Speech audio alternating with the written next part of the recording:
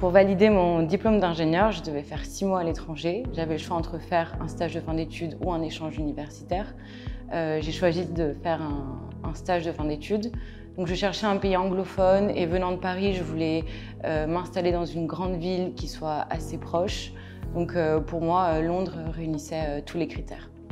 Se lancer dans l'inconnu, c'est jamais simple à faire, sachant que je connaissais personne à Londres. J'étais pas sur place pour pouvoir chercher un appartement et j'étais loin d'être bilingue aussi avant de partir. En général, j'arrive à 7h30 sur la base vie. Je regarde rapidement mes emails pour être à 8h sur le chantier. Je vais voir un à un mes sous-traitants. Je m'assure que les objectifs soient bien compris, que le programme est respecté et que la qualité des travaux est toujours présente.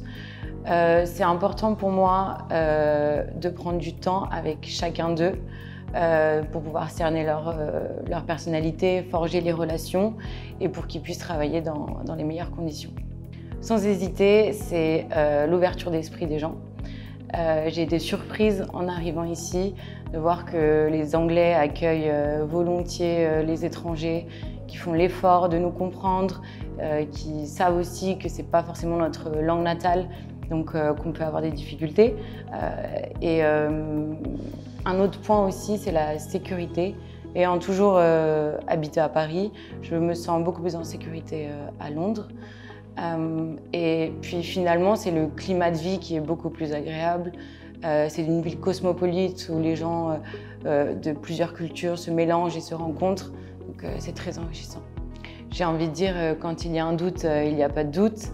La façon de vivre européenne, Londres, c'est un hub international avec 5 aéroports.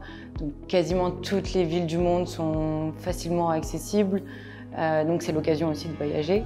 Et en termes de travail, j'ai des contacts réguliers avec les équipes françaises du groupe Legendre, que ce soit par exemple les ressources humaines ou le système informatique. Donc c'est rassurant dans un point.